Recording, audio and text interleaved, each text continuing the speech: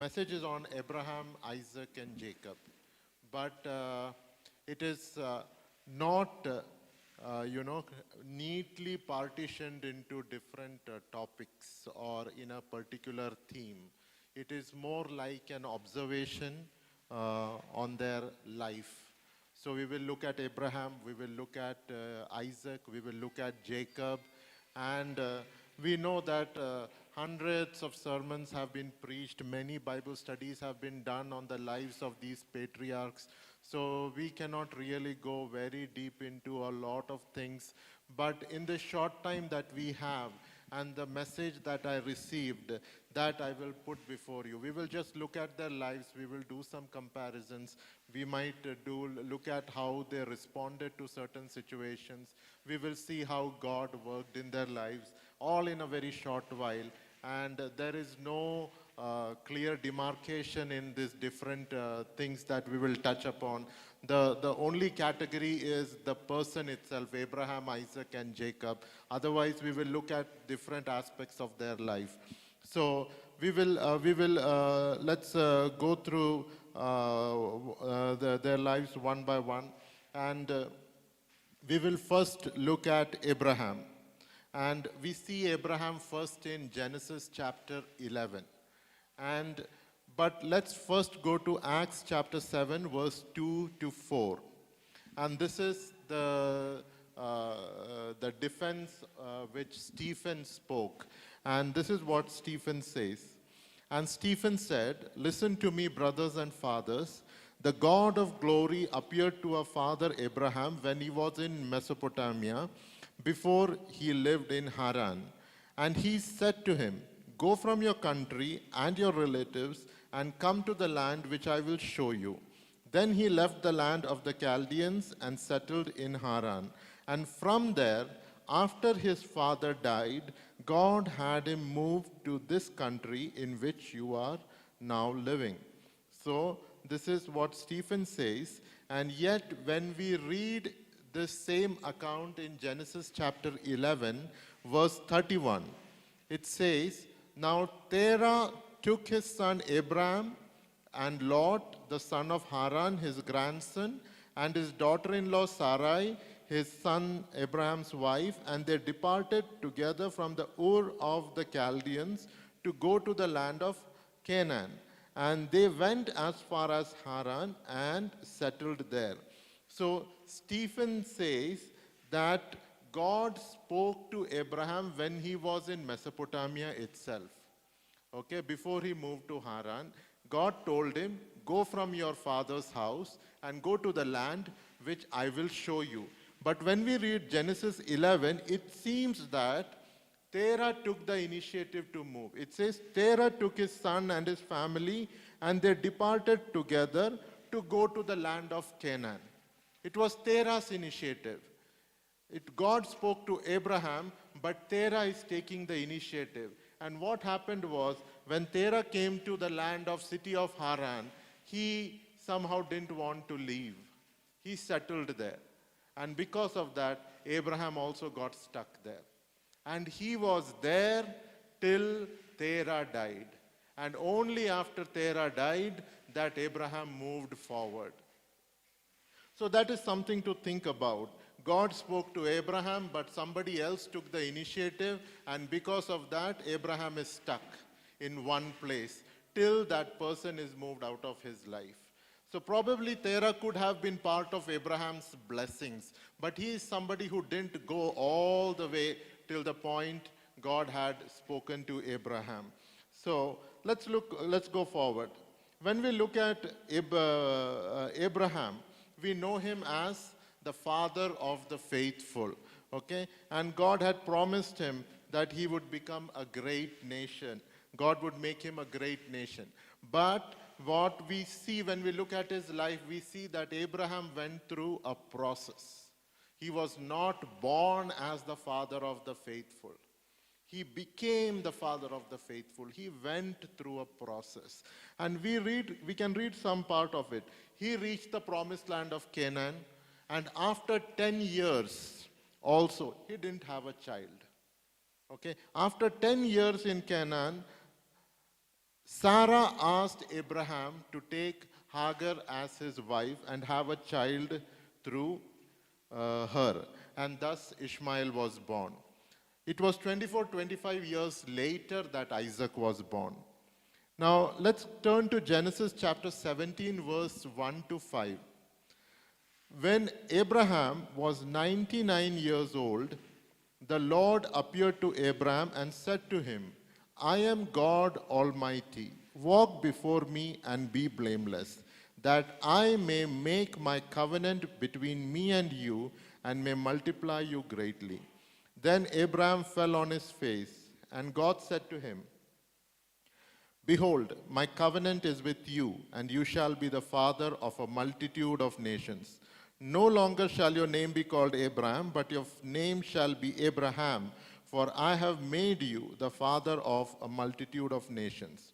And then again, God speaks a lot more. But in Genesis chapter 17, verse 17, when God is speaking all these things, we see that it says, Then Abraham fell on his face and laughed and said in his heart, Will a child be born to a man 100 years old? And will Sarah, who is 90 years old, give birth to a child?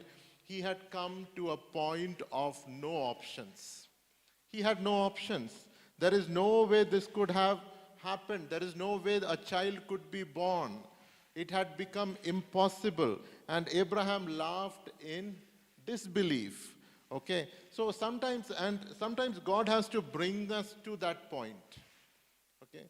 Sometimes God has to bring us to that point of no options before we really change.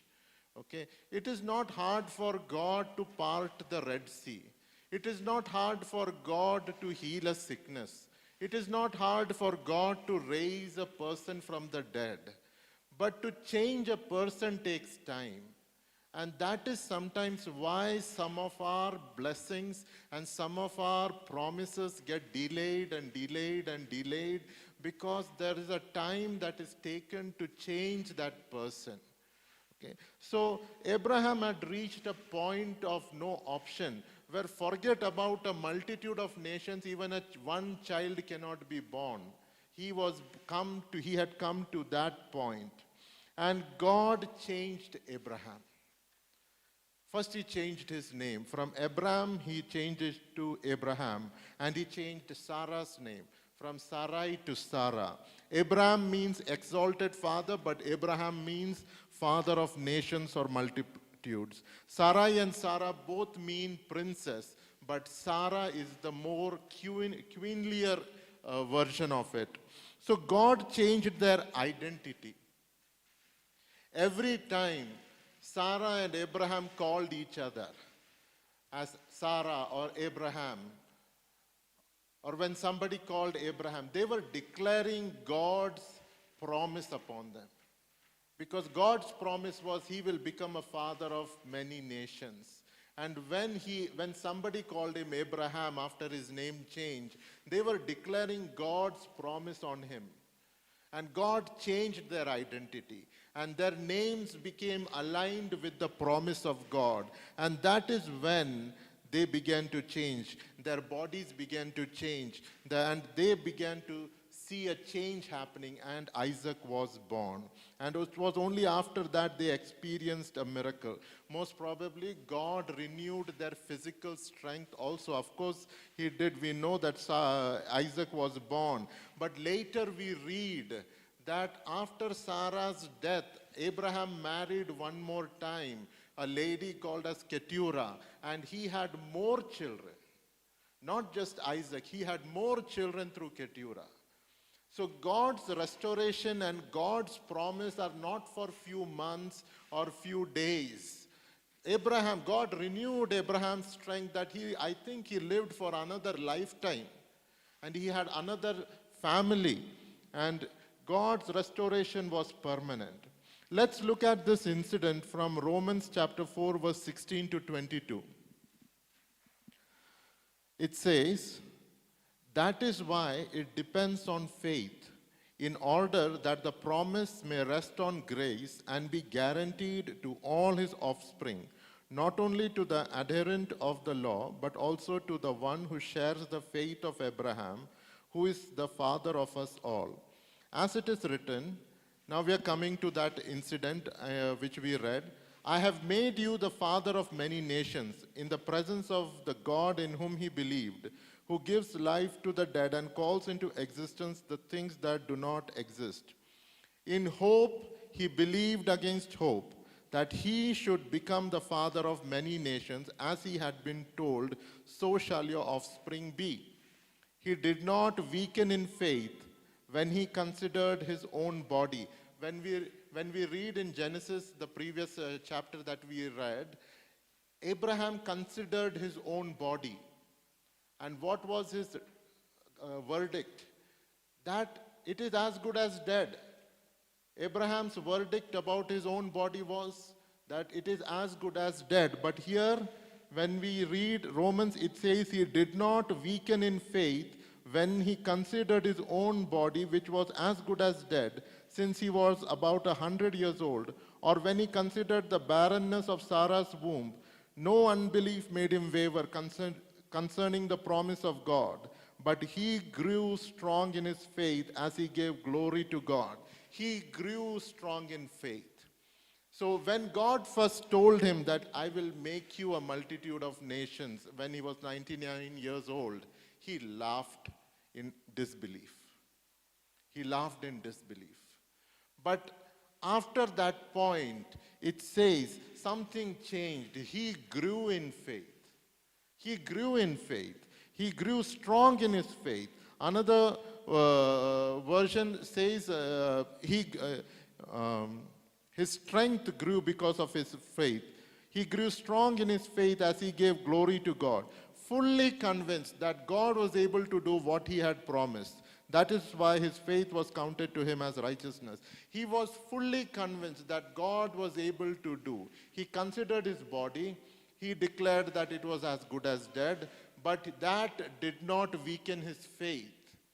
It says he grew in faith. That is something marvelous about faith. Even if it is as small as a mustard seed, it does not have to remain that way. It does not have to remain that way. When we nurture that faith, it will grow. It will grow. And it says he grew strong in faith. After that incident, after God spoke to him, he was fully convinced that God was going to do what he had promised. He knew his body was dead. He knew Sarah's body is as good as dead. But he was fully convinced that God would be able to do what he has promised to do. And that is where the miracle happened. He grew in faith. God changed his identity. And that's why the miracle happened. Okay? So God changed. So in that short 1 year period, Abraham grew strong in faith. Abraham underwent a change, both physically and spiritually. Okay, there is power in God's word. There is power in God's word. It says he calls into existence the things that are not there. He brings them into existence. So he brought into existence the strength that was not there in Abraham's body. He brought into existence Isaac. He brought into, that is the power of God's word. When they began to speak and affirm the word of God, God and his word are one.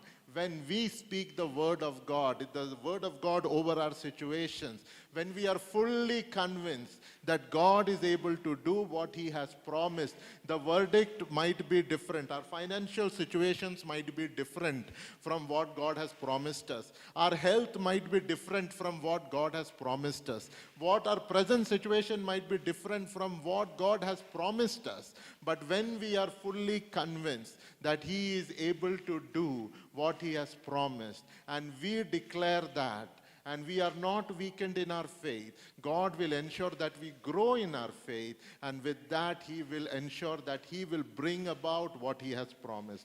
God is more than able to do what he has promised to do. Then let's go forward. Let's read Genesis chapter 22. We read the account of Isaac being offered as a sacrifice. Some Jewish traditions say that Isaac was in his 30s when, uh, when Abraham offered him as a sacrifice. So I believe Isaac was a strong young man. One of the other reasons why I believe Isaac is a strong young man is because when he was an old man, he asked Esau to go and prepare his favorite food. So it seems like he liked to eat. So that must be something that must have been there for a lifetime. So if he had been eating well, he must have been a very strong young man. And this strong young man, Abraham, put on the altar. Okay, and he was ready to sacrifice. And it was not just Abraham offering Isaac as a sacrifice. It was also Isaac laying himself down in obedience to his father's will. He did not resist. He laid himself down on the altar. The father put his most precious gift on the altar. The son put his life himself on the altar. And that is why when we read God's response to that situation, it sounds so emotional. Okay, it sounds emotional. If you look at the KJV translation, I did not give that, it might not get projected, but if you read the KJV, the King James Version translation, it says in Genesis 22 verse 17, that in blessing I will bless thee, and in multiplying I will multiply thy seed. Okay, in blessing I will bless you. In multiplying I will multiply you. It's an exponential increase. God is moved by that. God is moved by that because many years down the line, God the Father and Jesus the Son are going to do the same thing. And that time, there will be no one to stop that sacrifice. Here Abraham and Isaac, they really with all their heart did what God was going to do in the future. And God was moved. After that time, we don't read about Abraham going for battles. Okay? Before that, we read multiple battles. Before that, we read about multiple conflicts. Okay? But after that, we don't read much about any battles in Abraham's life. After that, God did not test him. He let him have peace.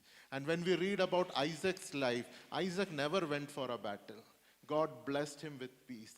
That moment when they offered themselves on the altar, after that all their battles ceased. There was nothing more demanded from them. There was nothing more to prove. God did not ask anything more than that. And God blessed Isaac with peace.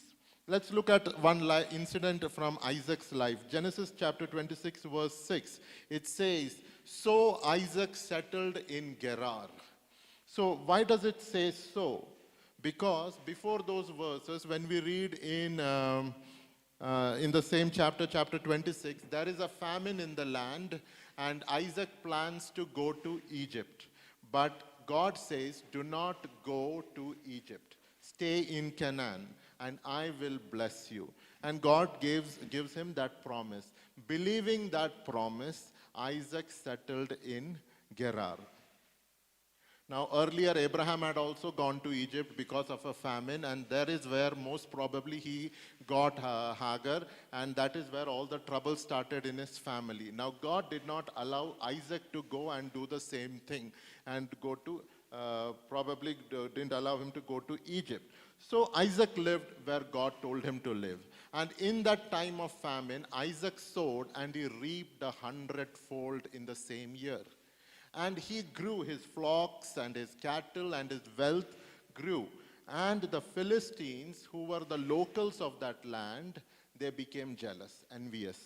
So Genesis chapter 26 verse 16 says, and Abimelech said to Isaac, go away from us, for you are much mightier than we. Abimelech was the king of Gerar, and most probably Abimelech and his commander-in-chief Phicol are probably titles and not the names of a person. Okay, just like Pharaoh is a title and Caesar is a title, Abimelech seems to be a title because we read Abimelech and Phicol coming to Abraham also, and after many years we read that Abimelech and Phicol coming to Isaac also. So that is one probable thing. And Isaac had become stronger than the king of that land, but when he was told to leave, he left quietly. He did not fight, he did not quarrel. Abraham also had done similar thing. When they had trouble with Lot, they parted nicely, amicably. Okay, so we read that. Later we read, he moved to one place, he digs a well, he gets water, but the locals fight with him and don't let him get that water.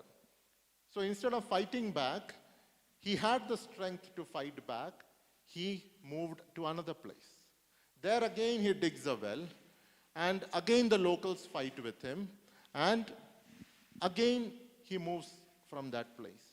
To the third place he moves, again he digs a well, he gets water, and there the locals don't fight with him. So he names that place Rehoboth.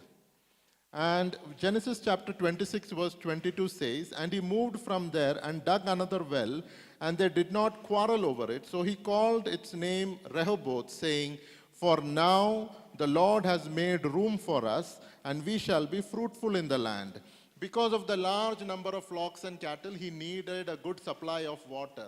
And with this name, it seems like Isaac is thinking that this is the place God wants me to settle. He has not let me quarrel with anyone. Okay, he has given me water. There is enough place for everything. Seems like a good place to settle. Okay, but immediately the next verse that we read is Genesis chapter 26 verse 23. From there he went to Beersheba. So he was settled in Rehoboth. He had everything going nice. But then the next verse we read is that he went to Beersheba. And Beersheba is like 26 kilometers from Rehoboth. So going around about, he came to a place. What is Beersheba? Which place is Beersheba?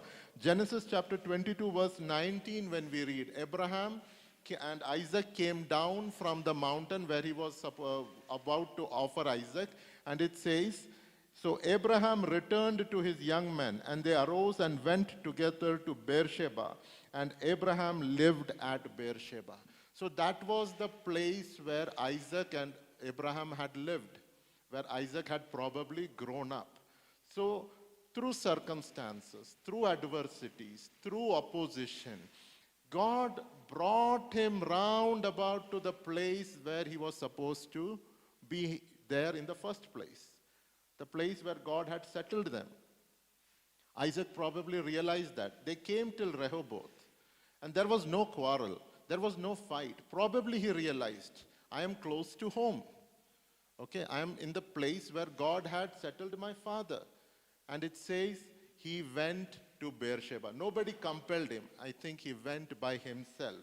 And it says that, and it is according to the will of God. For it says in verse 24, Genesis 26 and 23, 26 from 23 onwards, from there he went up to Beersheba, and the Lord appeared to him the same night and said, I am the God of Abraham your father. The same night he reached Beersheba, the Lord appeared to him. The same night, the moment he reached the place where he was supposed to be, the Lord appeared to him and said, I am the God of Abraham your father. Fear not, for I am with you and will bless you and multiply your offspring for my servant Abraham's sake. So he reached the place where God had intended him for the initially anyhow. Okay, so he was in the place where God had planned for him, and we see things working out for him. The king comes to make a treaty. They dig another well, they get water, and they are settled over there.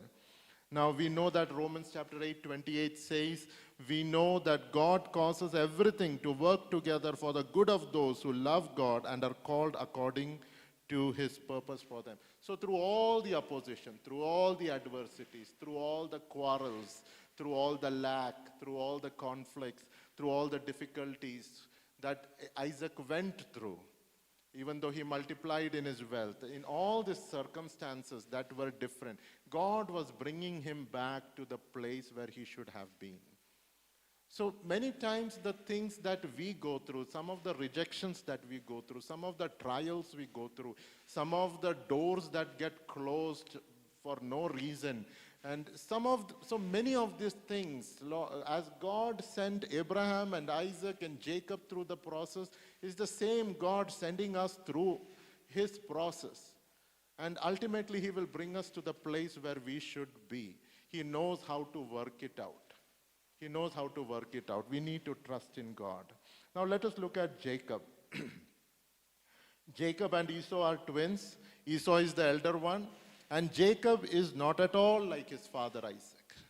He is cunning, okay? And he likes to get things in his own way. Early on, we read that he deceived his brother, stole his birthright. When the time came for Isaac to bless his eldest one, Jacob deceived his father with a piece of cloth that he wore, and he stole those birthright, those blessings also. Years later, we read that his own sons deceived him with a piece of cloth. He deceived his father with a piece of cloth. His sons deceived him with a piece of cloth and said that Joseph was dead. And Jacob was a heartbroken man. Jacob deceived, he spoke half-truth, he avoided, he manipulated, and tragedy and pain just seems to follow Jacob. Okay? It just seems to follow Jacob. He didn't seem to have the peace the way Isaac had. Okay? So, he fled home. He lived with his uncle. His uncle was a bigger cheat. Okay? But God still blessed Jacob. He comes back home with his family after many years. And Esau's anger had calmed down. Esau goes and meets Jacob and speaks kindly to him and says, you come with me, come to Mount Seir in Edom, live with me. And Jacob says, yes, I am coming, you go ahead, I'll come slowly. You just go ahead and go ahead. And he speaks, he avoids, he does not trust Esau. So Esau goes ahead. And what does Jacob do? He doesn't go to Mount Seir. He goes to another place called as Shechem, and he lives there. He avoids Esau. And what happens in Shechem? His daughter gets molested. And his two sons, in revenge, they slaughter a city. Okay? And Jacob had to move again from Shechem. And God speaks to him and says, go to Bethel, where you first saw me. Go to Bethel. Okay? And Jacob moves to Bethel. Genesis chapter 37, verse 1, when we read, it says, Jacob lived in the land of his father's sojournings in the land of Canaan. Ultimately, Jacob also comes back to the same place where God had promised. After all his running around and all the conflicts and all the troubles and everything that he went through, finally where he comes, in the land of his father's journeyings, where God had already promised them, where he was supposed to be. And when we look at Jacob, there's nothing to like about him. Okay, there is nothing likable about him. He's manipulative, he cheats, he speaks half-truths, he lies. Okay, but when we read the scriptures, it's more than enough clear that God loved Jacob. God loved Jacob. Why? We don't know. God loved Jacob. But check how God protects him. God appears to him in Bethel. When he's running away from his father, from his house, he lies down to sleep at night, and God appears to him in Genesis chapter 28, verse 13, and says, I am the Lord, the God of Abraham, your father, and the God of Isaac. The land on which you lie, I will give to you and to your offspring. Your offspring shall be like the dust of the earth, and you shall spread abroad to the west and to the east and to the north and to the south. And you and your offspring shall all the families of the earth be blessed. Behold, I am with you, and will keep you wherever you go, and will bring you back to this land. For I will not leave you until I have done what I have promised you. Why? This man is a cheater. Okay? There's no mention of that. God just loved Jacob. Okay? At Laban's house, Laban tries to cheat him so many times. God blesses. God does not tolerate that. He blesses Jacob. Even Laban is unable to cheat because God keeps multiplying Jacob. God keeps blessing Jacob. And when Jacob flees from Laban and is going back to his home, Laban pursues him and is almost about to overtake him. And in the night, God comes to Laban and warns him. And he says in Genesis chapter 31, verse 24, "But God came to Laban the Aramean in a dream by night and said to him, 'Be careful not to say anything to Jacob, either good or bad.'" God is warning Laban, don't you dare to do anything to Jacob. Okay. Then, immediately afterwards, Genesis chapter 32, verse 1, Jacob is on his way to home. It says, Jacob went on his way, and the angels of God met him. And when Jacob saw them, he said, "This is God's camp." So he called the name of that place Mahanaim. Mahanaim means two camps. God opened Jacob's eyes, and he saw the angels of God that God had encamped around him and who were accompanying him and protecting him. Jacob was able to see that. And that's why he names that place at Mahanaim, because he sees two camps, one his own camp, one the camp of God. Psalms 34 verse 7 comes to mind. The angel of the Lord encamps around those who fear him and delivers them. The angel of the Lord encamps around those who fear him and delivers them. When Simeon and Levi slaughtered a city because in revenge for what happened to their sister, okay, God asked Jacob to move to Bethel. Jacob is scared that the people around him will gather together and kill him. And Genesis 35 verse 5 says, "And as they journeyed, a terror from God fell upon the cities that were around them, so that they did not pursue the sons of Jacob." God prevented the people from attacking and killing the sons of Jacob as they were on their way to Bethel. Okay, in Psalms 105 verse 12 to 15, it speaks about the same incident. It says, "When they were few in number, of little account, and sojourners in it, wandering from nation to nation, from one kingdom to another people, he allowed no one to oppress them. He rebuked kings on their account, saying, 'Touch not my anointed ones, do my prophets no harm.'" So that is God's protection upon their lives.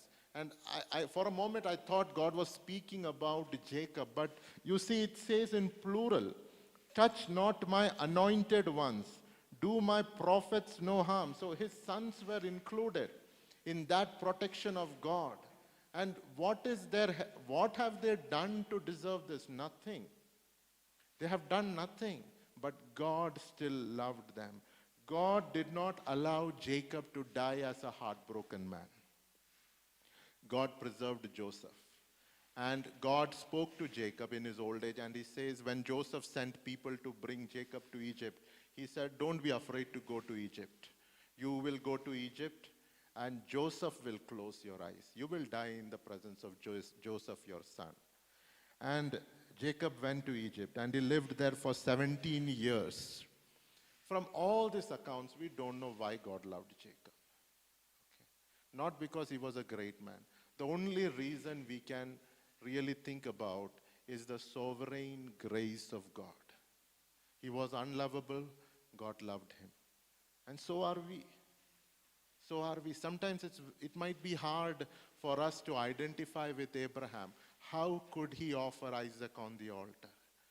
It's hard to identify sometimes with Isaac. How could he be so good and not resist and lay himself on the altar? But it's not very hard to identify with Jacob, because he's like us. Because he's like us. And God is not just God of Abraham and Isaac. God calls himself God of Abraham, Isaac, and Jacob. And because he's the God of Jacob, we all have hope. We all have hope. Jacob did nothing good, but God loved him. His protection, God's protection, was just like God loved Jacob. He loves us also. And we can have hope because God is the God of Jacob.